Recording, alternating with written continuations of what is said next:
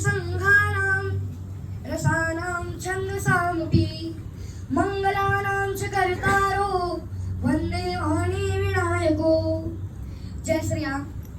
मैं आपका माधव पांडे। आज हमारे भगवान श्री राम जी का जन्मदिन है, तो भगवान श्री राम जी के जन्मदिन के उपलक्ष्य में मैं राम अवतार लेकर आया हूँ। क्या बात, क्या बात, क्या बात। चैत्र मास नवमी तिथि को ही हमारे प्रभु दीन दयालु कृपालु मर्यादा पुरुषोत्तम भगवान श्री राम का जन्म हुआ है। बाबा तुलसीदास जी लिखते हैं कि नवमी भौमवार मधुमासा अवधपुरी चरित प्रकाशा। रामचरितमानस का निर्माण भी चैत्र मास नवमी तिथि को ही हुआ था। मर्यादा पुरुषोत्तम भगवान श्री राम जी के जन्मोत्सव को सिर्फ भारत में ही नहीं बल्कि विदेशों में भी रह रहे हिंदू भी बड़ी धूमधाम से रामनवमी का त्योहार मनाते हैं। मान्यता है कि इस दिन सरजू नदी में स्नान करने से या नहाने से सभी पाप नष्ट हो जाते हैं और भक्तों को भगवान श्री राम जी की कृपा भी प्राप्त होती है। भगवान राम के जन्म का अनेकों कारण है, क्योंकि रावण ने भी ब्रह्मा जी से वरदान मांगा था कि हम काहू के मारे न मारे ओ बानर मनुज जाते दो बारे।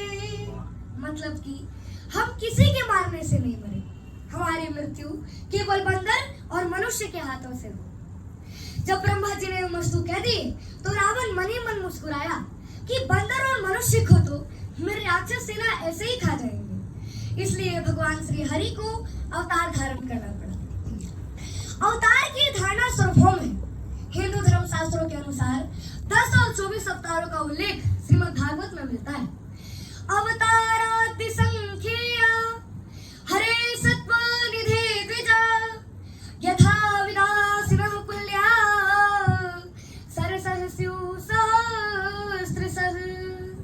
अर्थात हे ब्राह्मणों, जिस प्रकार से अक्षय जल के स्रोत से हजारों झरने या नाले होते हैं, वैसे ही भगवान के भी असंख्य अवतार होते हैं। जब धर्म पर अंधेरा छा जाता है तब उस अंधेरे को दूर करने के लिए परमात्मा का दिव्य प्रकाश होता है और यही दिव्य प्रकाश अवतार है।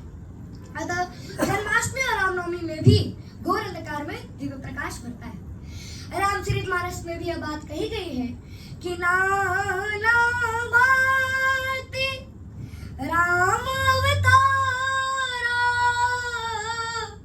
और रामायण सत कोटि अपारा। परमात्मा तत्कालीन विकृतियों के समाधान के लिए किसी ऐसे सर्वगुण संपन्न व्यक्तित्व का सृजन कर देते हैं जो कि अपने ही पुरुषार्थ द्वारा समाज की विकृतियों का समाधान अपने नेतृत्व में लोगों की इच्छा दिशा में बढ़ने की ओर प्रेरणा देता है और यही भगवान का अवतार है। तथा कोई भी धर्म या संप्रदाय हो, ईश्वर का शाश्वत नियम है कि वह जीव पिंड या माता पिता से जन्म लेकर शरीर धारण करे और इसलिए ईश्वर भी इस नियम से बंधे हुए हैं और इस नियम का वे अतिक्रमण नहीं करते। जब राजा मनु को पता चली कि उनकी सारी उम्र ऐसे ही बीत गई और उन्हें स्मरण हुआ कि हमने तो कभी प्रभु का ध्यान किया ही नहीं, उनकी चौथी अवस्था बीत रही थी और अचानक ही उन्हें वैराग्य उत्पन्न हो गया। उन्हें बड़ी ग्लानि हुई कि हमारा जीवन तो हरिभक्ति और ब्रह्मचिंतन के बिना ही व्यर्थ में बीत गया। होय न विषय विराग भवन बसत वाचोत्पन्न हृदय बहुत दुख लाग जन्म गयो हरि भगति बिनु। इसलिए राजा मनु ने उसी समय एकाएक राजकाज का सारा भार अपने पुत्र को समर्पित कर दिया और अपनी पत्नी शत्रुपा जी के साथ नैमिषारण्य चले गए। वे गोमती नदी के किनारे जा पहुंचे। हर्षित होकर उन्होंने निर्मल जल में स्नान किया और 12 अक्षर का मंत्र जाप करते रहे, नाम जाप करते रहे। 12 अक्षर मंत्र पुनि जपहि सहित अनुराग वासुदेव पद पंकरुह दंपति मन तिलाग। 10,000 वर्ष तक मनु जी महाराज और उनकी पत्नी शत्रुपा जी एक पैर पर खड़ा होकर करते रहे। तब आकाशवाणी हुई कि वर मांगो, वर मांगो, वर मांगो। मनु और शत्रुपा जी ने कहा कि हे दया निधान, हे कृपा निधान, हे नाथ, मुझे उसी रूप का दर्शन दीजिए जो हमेशा शिव जी के हृदय में वास करते हैं, जिनकी प्राप्ति के लिए मुनि लोग यत्न करते रहते हैं, जो काकभूषुंडी जी के मन रूपी सरोवर में विहार करने वाले हंस हैं, जो कि अगुण और शगुन कहकर वे जिनकी प्रशंसा करते हैं और जिनके बाएं भाग में श्री सीता जी विराजमान हैं। तो हे शरणागत के दुख मिटाने वाले प्रभु, आप मुझ पर ऐसी कृपा कीजिए कि हम उस रूप को नेत्र भर कर देखें। और इतना ही नहीं, बल्कि श्री शत्रुपा जी ने तो श्री हरि को पुत्र रूप में ही मांग लिया कि दानी शिरोमणि दयानिधि नाथ कहो सती भाऊ और चाहू तुम ही समान सुत प्रभु सन कवन दुराऊ। अर्थात हे दानियों के शिरोमणि, हे कृपा निधान, हे नाथ, मैं अपने मन का सच्चा भाव आपसे करता हूँ कि मुझे आपके समान ही पुत्र चाहिए। प्रभु ने यह वस्तु कहकर अंतर्धान हो गए और इस कारण से मनु जी महाराज और उनकी पत्नी शत्रुपा जी राजा दशरथ और महारानी कौशल्या के रूप में आए और भगवान श्री हरि को भी अयोध्या के चैत्र मास नवमी तिथि को माता कौशल्या के गर्भ से अवतरित होना पड़ा। नवमी तिथि मधुमास पुनीता शुक्ल पक्ष अभिजीत हरिप्रीता मध्या दिवसति शीतल धामा पावन काल लोक विश्राम। अर्थात जब हमारे प्रभु का जन्म हुआ तब पवित्र चैत्र का महीना था, शुक्ल पक्ष नवमी तिथि थी और भगवान का प्रिय अभिजीत मुहूर्त भी था। दोपहर का समय था, ना ही बहुत सर्दी थी और ना ही अति धूप थी। ये पवित्र समय सभी लोगों को पवित्र कर देने वाला था। जब हमारे प्रभु ने जन्म लिया तो वे चतुर्भुज रूप में आए, जिसे देखकर माता कौशल्या डर गई और बोली कि हे प्रभु, आप मेरे पुत्र रूप में आए या पिता रूप में आए हैं? अगर आप मेरे पुत्र रूप में आए हो तो मनुष्य रूप धारण करो और शिशु रुदन करो। माता की आज्ञा पाकर भगवान शिशु बन गए और रुदन करने लगे। शिशु की रुदन सुनकर सभी देवी देवताओं और प्रभु ने पूछा कि हे प्रभु, आप रुदन क्यों कर रहे हो, रो क्यों रहे हो? तब प्रभु ने कहा कि नंबर 1, मेरी माता का आदेश है कि मैं रुदन करूं, इसलिए मैं रो रहा हूं। और नंबर 2 कि आप सबों के दुख और विपत्ति को मैंने अपने सिरोधैर्य धारण किया है, तो इसमें तो मुझे रोना तो पड़ेगा ही। पिता दशरथ की मृत्यु, भार्या सीता का हरण, पिता तुल्य जटायु की मृत्यु और भैया लक्ष्मण का शक्तिमान, इन सब में तो मुझे रोना तो पड़ेगा ही। इसीलिए मैं रोने का अभ्यास अभी से ही कर रहा हूँ। आप लोग जाइए और नाचिए, गाइए और खुशियां मनाइए। शिशु की रुदन सुनकर दासियां दौड़ी और राज दरबार में महाराज को समाचार दिया कि लल्ला भयो है महाराज, लल्ला भयो है कि पुत्र जन्म सुनी दशरथ का नाम और मानहु ब्रह्मा नंद समान।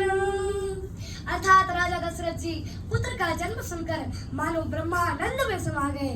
पुत्र पाना राजा दशरथ जी की सबसे बड़ी कामना थी। उन्हें एक भी पुत्र मिल जाता तो वे धन्य हो जाते, लेकिन आज तो उन्हें चार पुत्र प्राप्त हुए हैं। चारों ओर बधाइयां बज रही है। सभी देवी देवता, यक्ष, गंधर्व, किन्नर सभी लोग खुशियां मना रहे हैं, नाच गा रहे हैं और राजा दशरथ जी से बधाइयां ले भी रहे हैं और साथ में बधाइयां मांग भी रहे हैं कि कंगन ले बोजी ललना के बधाइयां, कंगन ले बोजी ललना के बधाइयां, हाथी ले वो घोड़ा ले वो माल खजाना तोड़ा ले वो, हाथी ले वो घोड़ा ले वो माल खजाना तोड़ा ले वो, अरे दूधवा पिए के खातिर ले वो देनु गैया, कंगन ले बोजी ललना के बधाइयां। और माता कौशल्या भगवान श्री राम जी को गोद में लेकर भोग लगा रही है और बड़ी ही आनंदित हो रही है, बड़ी ही सुख पा रही है कि राघव लला को खिलावे कौशल्या मैया ते सुख पावे, राघव लला को खिलावे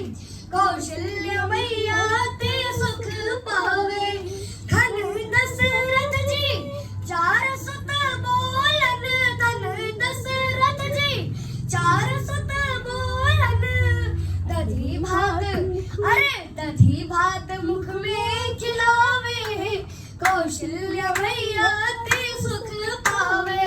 अपन अचरा से, अरे अपन अचरा से लल्ला को छिपावे, कौशल्य भैया ते सुख पावे। भगवान कुछ बड़ी राघवेंद्र श्री राम की